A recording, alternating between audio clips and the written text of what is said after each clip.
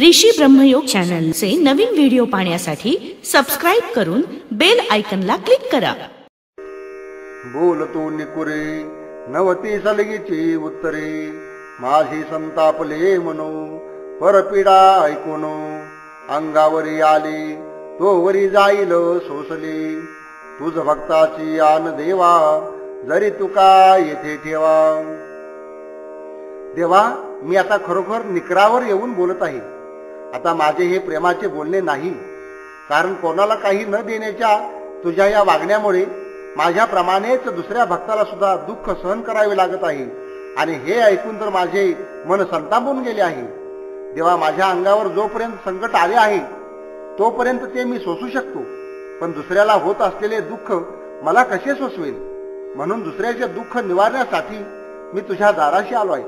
तुकाराम महाराज म्हणतात, देवा, माझी आता इच्छा पूर्ण न करता तू मला या ठिकाणी दाराशीच ओरडत ठेवलेस तर तुला तुझ्या भक्तांची शपथ आहे। बुद्धीचा जनिता लक्ष्मीचा पती, आठविता चित्ती काय नव्हे, आणि का उपाया कोण वाटी म्हणू, सुखाचे निधानू पांडुरंगू, गीत गाऊ नाचू छंदे वावो टाळी, वैष्णवांचे मेळी सुखरूप, अनंत ब्रह्मांडी एके रोमावळी, आम्ही केला भोळी भावे उभा, लटिका हा केला संसार सिंधू, मोक्ष खरा बंधू नाही पुढे, तुका म्हणे ज्याच्या नामाचे अंकित, राहिलो निश्चिंतू त्याच्या बळी। या बुद्धीला जन्म देणारा लक्ष्मीपती भगवान विष्णूच आहे। त्याची आठवण एकदा झाल्यानंतर मग पुन्हा काय साध्य होणार नाही, सर्व काही साध्य होऊ शकतो। सर्व सुखाचा ठेवा असा हा पांडुरंग आहे, त्या सोडून दुसऱ्या कोणत्याही दैवताकडे आपले मन कोण वाटून देणार आहे? तू आपल्या मनामध्ये दुसऱ्या देवतेला कशाला आणणार आहे? वैष्णवांच्या मेळ्यामध्ये आणि त्यांच्या संगतीत आम्ही सुखाने त्याला गाऊ, गाण्याच्या नादात नाचू आणि नाचण्याच्या तालामध्ये टाळी वाजवू। अनंत ब्रह्मांडे ज्याच्या एका रोमावर आहेत एवढा मोठा हा देव, पण आम्ही त्याला भोळ्या भावाने विटेवर उभा केला आहे। त्याने आम्हाला ज्ञान सांगून या संसार समुद्राला मिथ्या केली आणि आम्हाला मुक्त केले आहे। त्यामुळेच पुढे जन्म मरणाचा बंध राहिला नाही। तुकाराम महाराज म्हणतात, आम्ही ज्याच्या नामाचे धारक आहोत त्याच्या सत्तेने निश्चिंत राहिलेलो आहोत। न लगे मायेशी बाळ निर्वावे, आपुल्या स्वभावे ओढी त्याशी, मज का लागला करणे विचारू, ज्याचा जार भारू त्याचे माथा, गोड धड त्याशी ठेवी न मागता, समाधान खाता नेदी मना, खेळता गुंतले उमगुनी आणि, बैसोनी आस्तनी लावी बळे, त्याच्या दुखे पडे आपण खापरे, लाही तळीवरी होय जैसे, तुका म्हणे देह विसरे आपुला, आघात तो त्याला लागू दे। आपल्या आईने बाळाला सांभाळावे म्हणून त्या आईला बाळाला काही सूचना द्यावी लागत नाही किंवा आईला काही सांगावे लागत नाही, ती आपण होऊनच स्वाभाविक प्रेमाने आपल्या बाळाला आपल्याकडे ओढून घेते। त्याचप्रमाणे आहे, मी ज्याच्यापासून जन्माला आलो त्या ईश्वराच्या माथी माझा सांभाळ करण्याचे ओझे आहे, म्हणूनच मला कशाचा विचार किंवा कशाची काळजी करावी लागत नाही। घरामध्ये गोडधोड पदार्थ केले असतील तर आई जसे न मागता आपल्या बाळाला देते, कारण बाळाला सोडून खाताना तिच्या मनाला समाधान वाटत नाही। बाळ जर कुठे बाहेर खेळण्यामध्ये गुंतले असेल आणि त्याला घरी येण्यास जर उशीर झाला तर त्याला शोधून आणावे लागते आणि बळेच त्याला स्तनाला लावावे लागते।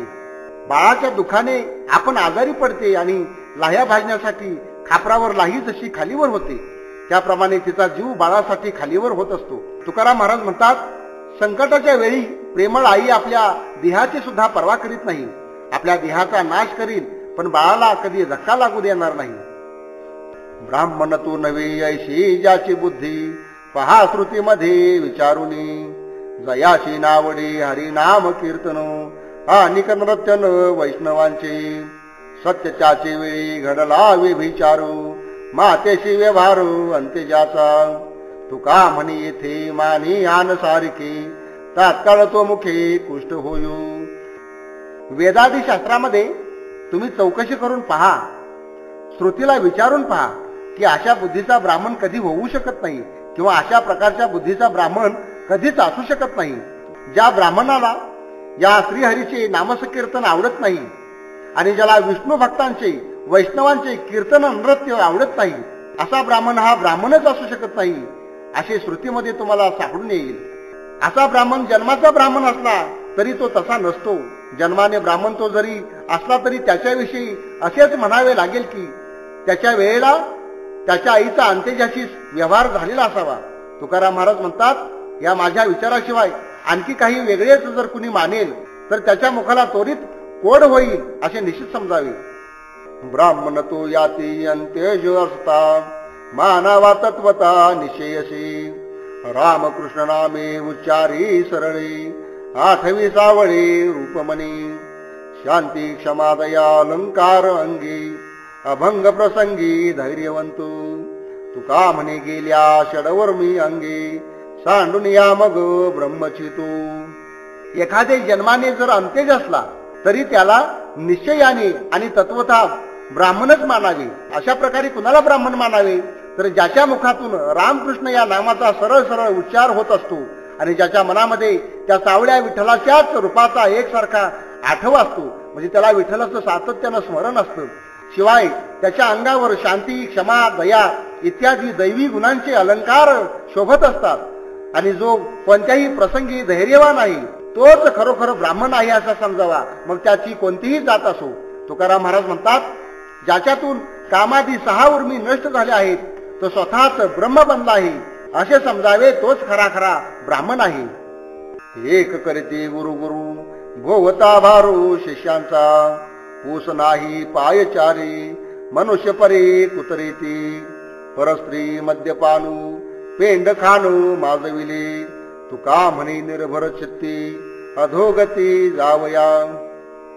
जो कोणी मी गुरु आहे असे म्हणतो आणि आपल्या भोवती शिष्यांचा गबाळ समुदाय जमवतो आणि अनाचार करीत राहतो, तो देहाने जरी मनुष्य असला तरी सुद्धा लक्षणाने शेपट्याने पाय नसलेला कुत्राच आहे.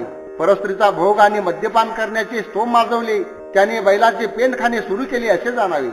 तुकाराम महाराज म्हणतात, असले दुराचारी अधोगतीला जाण्याविषयी निष्काळजी असतात. त्यांना अधोगतीला जाण्याचे मुळीच भय वाटत नाही. एका पुरुषा दोघे नारी पाप वसे त्याचे घरी पाप न लगे धुंडावे लागेल तेने तेथे जावे काही दुसरा विचारू न लगे करा वाची फारू असत्य जीवानी तेथे पापाचीच खाणी सत्य बोले मुखे तेथे उच्चंबळती सुखे तुका म्हणे दोन्ही जवळीच लाभ हानी. एखाद्या माणसाला जर 2 बायका असतील तर त्याच्या घरात पापाचे स्थान आहे किंवा त्या ठिकाणी पापाची वस्ती आहे असे समजावे. ज्याला खरोखर पापाचा शोध घ्यायचा असेल, पापाला जर धुंडायचं असेल तर त्या माणसाने अशा ज्याच्या घरामध्ये 2 बायका आहेत त्याच्या घरामध्ये जावे आणि त्या पापाचे दर्शन घ्यावे. याशिवाय दुसरा काही विचारच करण्याची जरुरी नाही. जो नेहमी खोटे बोलतो त्याची वाणी ही पाप निर्माण करणारी खाणच आहे. जो तोंडाने नेहमी सत्य बोलतो त्या ठिकाणी सुखे नेहमी उच्चंबळून येत असतात. तुकाराम महाराज म्हणतात, अशा प्रकाराने पापाजवळ तोटा आणि पुण्याजवळ सत्याजवळ फायदा असतो. अगदी शेजारी अशा या 2 गोष्टी आहेत, म्हणजेच लाभ आणि हानी या दोन्ही गोष्टी जवळजवळच राहतात. सत्याच्या ठिकाणी लाभ असतो तर खोट्याच्या ठिकाणी हानी असते. जळते संचितो ऐशी आहे धर्मनितो माझ्या विठोबाचे पायू वेळोवेळा मनी ध्यायू नेदी कर्म घडू कोठे आड राणी पडू तुका म्हणे मळू राहू नेदी ताप जाळू. या धर्माची नीती अशी आहे की आपले सर्व संचित कर्म जळून जाते. त्यासाठीच माझ्या या विठोबाच्या पायाचे चिंतन सातत्यानं करीत राहावं. दुसऱ्या कुठल्याही गोष्टीनं पापाचं संचित जळू शकत नाही. मात्र एकमेव हा साधा उपाय आहे. या विठोबाच्या चिंतनानं सर्व प्रकारचं संचित नाहीच होऊन जातं, भस्म होतं. त्यामुळेच तुमच्या हातून कधी पापकर्म घडणार नाही की आडरणातून सापडण्याचाही प्रसंग तुमच्या जीवनामध्ये कधी येणार नाही. तुकाराम महाराज म्हणतात, अशा प्रकारे हे विठ्ठलाचे नाम आणि त्याचे चिंतन यांच्यामुळे तापाचा जाळ आणि पापाचा मळ नाहीसा होऊन जातो. संतापाशी बहु असावे मर्यादा फलकटाचा धंदा उरफोडी भासरतो भुंके गाढवाचे परी पुढे पाठीवरी दंडतेने समय नेते वेडे चाटळू अवगुणाचा वंगळू मान पावी, तुका म्हणी काय वाया चाळवणी, पीठ पीठ घाणी हागवणीची. नेहमी संतांच्या जवळ जाताना मर्यादेने वागावे, उगीच हलकटपणा करू नये, त्यापासून घात होण्याचा संभव असतो. सोयरपणाने बोलणारे जे आहेत त्यांचे बोलणे म्हणजे गाढवाच्या ओरडण्यासारखे असते आणि त्याचे फळ शेवटी पाठीवर दंडाची वळ उठलेले दिसतात. ज्याला प्रसंग समजत नाही तो चावट असतो, खरोखर तर तो वेडाच असतो. त्यास ओंगळ अशा अवगुणांची पदवी प्राप्त होते. तुकाराम महाराज म्हणतात, हे त्याचे वागणे उगीच आहे. हगवण लागलेल्या पोराची सारखी पिठी पिठी घाण होत असते, तसेच त्याचे वागणे ओंगळवाणी असते. घेसी तरी घेई संतांची हे भेटी, आणि ते गोष्टी नको म्हणा, सर्व भाविकांचे देव भांडवलू, आणि ते बोलू न बोलते, करशील तू करी संतांचा सांगत, आणि ते मानू नको म्हणा, बैसशी तरी बैस संताच मध्ये, आणि ते बुद्धी नको म्हणा, जाशी तरी जाई संतांची या गावा, होईल विसावा तेथे म्हणा, तुका म्हणी संत सुखाचे सागर, मना निरंतर धनी घेई. हे मना, तुला जर कुणाची भेट घ्यावीशी वाटली तर तू संतांची भेट घे. इतरांच्या भेटीच्या गोष्टी करू नकोस, कारण त्यांच्या काया वाचा मनाने होणाऱ्या उद्योगांचे भांडवल फक्त देवच असतो. देवाशिवाय दुसरा शब्द देखील ते बोलत नाहीत. हे मना, तुला जर करावीच वाटली तर त्यांचीच संगती कर, दुसऱ्यांच्या संगतीची वार्ता ऐकू नकोस. हे मना, तुला जर बसावे वाटले तर संतांच्या सभेमध्ये जाऊन बस, दुसरीकडे बसण्याची बुद्धी तू होऊ देऊ नकोस. हे मना, तुला जर जायचे असेल तर संतांच्या गावाला जा, तेथे तुला विश्रांती मिळेल. तुकाराम महाराज म्हणतात, हे मना, संत हे सुखाचे सागर आहेत, यासाठी त्यांच्याजवळ जाऊन तू तृप्ती होईपर्यंत सुख घे.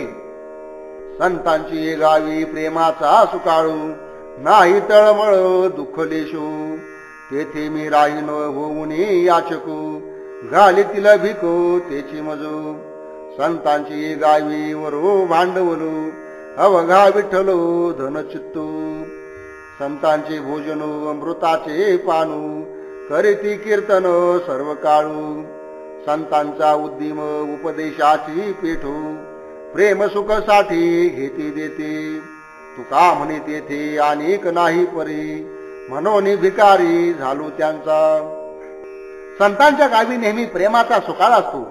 चिंता आणि दुःख यांचा लवलेशही त्या ठिकाणी सापडत नाही. त्या ठिकाणी मी भिकारी होऊन राहीन, ते मला ज्ञानभक्तीच्या अन्नाची भीक घालतील. संतांच्या गावी श्रेष्ठ भांडवल फक्त विठ्ठलच असतो. त्यांचे धन वित्त किंबहुना सर्व भोग्य पदार्थ विठ्ठलच होऊन गेलेला असतो. संतांच्या घरी साधेसुधे भोजन नसून नामाच्या अमृताचे भोजन आणि श्रवणामृताचे पान असते, कारण ते सर्व काळ हरिकीर्तन करीत राहतात. संतांच्या पेठेत उपदेशाचा व्यापार चालू असतो आणि ते साधकाकडून सेवा प्रेम घेतात आणि त्या बदल्यामध्ये सुख देतात. तुकाराम महाराज म्हणतात, याप्रमाणे संतांच्या गावी परमार्थाशिवाय दुसरा प्रकार नसतो, म्हणून मी त्यांचा भिकारी झालो आहे. संतांचे सुख झाले या देवा, म्हणून सेवा करी त्यांची, तेथे माझा काय कोण तो विचारू, वर्णाव या पारू महिमा त्यांचा, निर्गुण आकारू झाला गुणवंतू, घाली दंडवत पूजोनिया, तीर्थे त्यांची इच्छा करीती नित्य काळू, पावया निर्मळू आपणाशी, अष्टमा सिद्धींचा कोण आला पाडू, वागो नेदी आडू कोणी तया, तुका म्हणिती बळीया शिरोमणी, राहिलो चरणी निकटवासे. या संतांच्या संगतीचे सुख देवाला सुद्धा खूप मोठे झाले, म्हणूनच तो या संतांची सेवा करण्यासाठी उत्सुक असतो. अशा या देवाचा संपूर्ण महिमा मी कसा बरे वर्णन करू शकणार. माझा अधिकार तो किती आहे. या भक्तांच्या साठी निर्गुण निराकार असलेला देव सगुण आणि साकार झाला. तो त्या संतांना दंडवत घालून त्यांची पूजा करतो. सर्व तीर्थे यात संतांच्या सहवासाची इच्छा धरतात आणि स्वतः निर्मळ होऊन जातात. अनेकांची पापे दूर करण्यात आलेले मलिनत्व, अनेक पाप्यांची पापे दूर करून त्या तीर्थांना आलेले मलिनत्व या संतांच्या संगतीने दुहून जाते. अशा या संतांच्या सामर्थ्यापुढे अष्टसिद्धींची काय किंमत आहे. त्यांना कुणी समोर राहू देत नाही. तुकाराम महाराज म्हणतात, सर्व बलवंतामध्ये संत हे बलवान आहेत. मी त्यांच्या चरणाजवळ निकट राहिलो आहे. जो मानितो देईल काही, न मनितो नेईल काही. आम्हा विठ्ठल सर्वभूती राहू चित्ती भलतैसा. अधीनते जना काही, जलपे वाया विनठाई. वंदी निंदी तुझ तोगा, तुका म्हणे पांडुरंगा. जो आम्हाला मान देतो तो आम्हाला आणखी अधिक काय देणार आहे? जो मान देणार नाही तो आम्हाला देणार नाही असे काय आहे? कसे असले तरी हा विठ्ठल सर्व भूतमात्रामध्ये वसलेला आम्हाला आमच्या चित्तामध्ये दिसावा. लोकांच्या स्वाधीन तसे काही सुद्धा नसताना लोक असे व्यर्थ का बडबडत राहतात? तुकाराम महाराज म्हणतात, याप्रमाणे तुला जर कुणी वंदिले किंवा निंदिले तरी सुद्धा त्यांचे महत्व तुला सारखेच आहे. भाऊ बळी कैसा झाला शे लहानू, मागे संते ध्यान वर्णिले. ते मज उचित करुनिया देवा, दाखवी केशवा माय बापा. पाहुन या डोळा बोले न मी गोष्टी, आळिंगुनी मिठी देईन पायी. चरणी दृष्टी उभा राहे न समोर, जोडून या कर पुढे दोन्ही. तुका म्हणे उत्कंठित वासना, पूर्वी नारायणा अर्थ माझे. देवा, तू भक्तांच्या भावबळामुळे कसा लहान, सगुण आणि सुंदर असा झाला आहेस. याच ध्यानाचे वर्णन पाठीमागे संत मंडळींनी करून ठेवलेले आहे. देवा, ते ध्यान उचित आहे असे मला करून दाखव ना. केशवा, हे मायबापा, अशी प्रचिती मला तुम्ही द्या. त्यानंतर मग मी डोळे भरून तुम्हाला पाहीन आणि सुखाच्या दोन गोष्टी बोलून संतुष्ट होऊन जाईन. तुमच्या पायावर आलिंगन देईन आणि तुला मी दृढ अशी मिठी मारीन. मी माझी दृष्टी तुझ्या चरणावर लावलेली आहे आणि मी नीट न हलता समोर पाहीन. मी तुझ्या पुढे हात जोडून उभा आहे. तुकाराम महाराज म्हणतात, ही वासना माझी अतिशय उत्कंठित झालेली आहे. म्हणूनच हे नारायणा, तुम्ही माझी ही इच्छा पूर्ण करा. कृपाळू म्हणून बोलते पुराणे, निर्धार वचने यांची मजू. हानिक उपायो नेण्याची मी काही, तुझे वर मठाई पडे तैसे. नये धड काही बोलता वचनो, रिघालो शरणो सर्व भावी. कृपा करीशी तरी थोडे तुझ कामू, माझा तरी श्रम भाऊ हरे. तुका म्हणे मज दाखवी श्रीमुख, हरेल या भुको डोळी यांची. देवा, तू फार मोठा कृपाळू आहेस, उदार आहेस. सर्व पुराणे गरजून सांगतात आणि माझाही त्यांच्या वचनावर ठाम असा विश्वास बसलेला आहे. तुझ्या चिंतनाशिवाय माझ्या मनामध्ये दुसरा कुठलाही विचार आणत नाही. तुझे रहस्य ज्यामुळे माझ्या ध्यानात राहील असेच मी करीत असतो. मला एकतर शब्द सुद्धा नीट धडपणे बोलता येत नाही, पण सर्व भावाने मी तुलाच शरण आलो आहे. देवा, तू जर आमच्यावर कृपा करशील तर तेवढे काम तुला फार थोडे आहे, पण त्यामुळे माझे श्रम मात्र मोठ्या प्रमाणामध्ये दूर होणार आहेत. तुकाराम महाराज म्हणतात, हे भगवंता, मला तुमचे ते श्रीमुख एकदा दाखवा. माझ्या डोळ्यांची तहान भूक हरून जाईल. सर्व भावी आलू तुझची शरण, काया वाचा मने सहित देवा. हानिक दुसरे नये माझ्या मना, राहिली वासना तुझ्या पायी. माझे वारचे काही जड भारी, तुझ विनवारी कोण एक. तुझे आम्ही दासू आमुचा तुरुनी, चालत दुरुनी आले मागे. तुका म्हणी आता घेतले धरणे, हिशोबा कारणे भेटी देई. देवा, मी तुला माझा काया वाचा आणि मनासहित शरण आलो आहे. आता तुझ्याशिवाय दुसरे काही माझ्या मनामध्ये येत नाही. माझी सर्व वासना तुझ्या पायामध्ये दडी मारून राहिलेली आहे. माझ्यावर जर मोठे संकट आले तर ते तुझ्याशिवाय दुसरा कोण घालवणार आहे? देवा, आम्ही तुझेच दास आहोत. तू आमचा ऋणी आहेस. हा तुझा आणि हा आमचा संबंध अगदी फार पूर्वीपासून चालत आलेला आहे. तुकाराम महाराज म्हणतात, देवा, मी तुझ्या दाराशी धरणेच देऊन बसलो आहे. मागील सर्व ऋणांचा हिशेब पूर्ण करण्यासाठी तू मला भेट द्यावीस. कळी मात माझे ऐकते कानू, बोलता वचनो संतामुखी. केला पांडुरंगी तुझा अंगीकारू, मग होईल धीर माझ्या जीवा. म्हणवनी मुख अवलोकितो पायू, हेची मजा आहे थोरी आशा. माझी या मनाचा हाचे विश्वासू, न करी सायासू साधनांचे. तुका म्हणी मज होईल भरवसा, तरलो मी आईसा साच भाऊ. या पांडुरंगाने माझा स्वीकार मोठ्या प्रेमाने केलेला आहे आणि तो मला भेटला आहे असे संतांच्या मुखातून बोलणे कधी बरे माझ्या कानावर पडेल. असे ऐकल्यानंतर माझ्या जीवास मोठा धीर येणार आहे. म्हणूनच देवा, मी तुमच्या मुखाकडे आणि चरणाकडे पाहत उभा आहे. याच ठिकाणी मला फार मोठी आशा लागून राहिलेली आहे. माझ्या मनामध्ये हेच एक स्थान विश्वासाचे असल्यामुळे मी तर कोणत्याही साधनांचे परिश्रम कधी करणार नाही. मी तुमच्याच पायाशी स्थिर राहील. तुकाराम महाराज म्हणतात, मला असे संतांच्या मुखातून ऐकल्यानंतर विश्वास वाटेल की मी हा संसार सागर तरून गेलो असा साच भाव माझ्या मनामध्ये निर्माण होईल.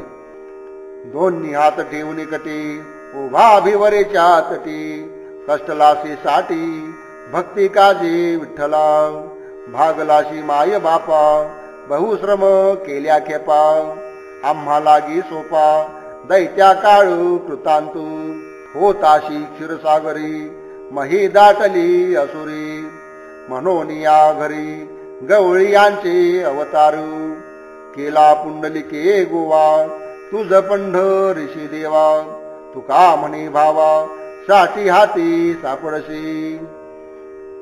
देवा, तू आपल्या भक्तांची कामे करून करून थकलायस आणि म्हणून या भीमा नदीच्या काठावर कमरेवर हात ठेवून तू विश्रांती घेत उभा राहिलेला आहेस. हे मायबापा विठ्ठला, तू आमच्यासाठी फार कष्ट घेतोस रे.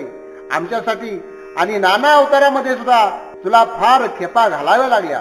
तू आम्हा भक्तांचा अतिशय सोपा आणि सहज आहेस, पण दुष्ट दैत्यानं मात्र काळासारखा कृतांतासारखा आणि भयानक असा आहेस. तू सुखाने आपल्या क्षीरसागरामध्ये निवास करून होतास. त्याचवेळी या पृथ्वीवर असुरांची फार मोठी दाटी झाली आणि त्यांनी सज्जनांना फार त्रास दिला. म्हणूनच देवा, तुम्हाला गवळ्याच्या घरी अवतार धारण करावा लागला. देवा, या पुंडलिकाने तुला गुंतवून ठेवून या पंढरपुरामध्ये आणून स्थिर उभा केले. तुकाराम महाराज म्हणतात, पांडुरंगा, त्याच्या भावामुळेच आमच्या हाती तू सापडला आहेस. गोड झाली पोट झाली अवचित वाचे आले म्हणता पाप गेले विठ्ठलसे वाचेसे सत्य मानारे सकळू उद्धरीला अजा मिळू पातकी चांडाळू नामासाठी आपुलिया चित्त पावली आनंदा सुख समाधीते सदा म्हणता गोविंदा वेळोवेळा वाचेसे हे जाणती अनुभवी जया चाड तो चोजवी तुका म्हणे दावी रूपतेची अरूपा. आगंतुकपणे या विठ्ठलाचे नाव माझ्या मुखातून बाहेर पडले आणि म्हणूनच सर्वत्र गोड होऊन गेले. मनामधील सर्व पाप नाहीसे झाले आणि माझे पोट तृप्तीने भरून गेले आहे. हे जनलोक हो, तुम्ही हे सर्व खरे माना, कारण आजामेळासारखा महापापी सुद्धा या भगवंताच्या नामामुळे उद्धार होऊन गेला.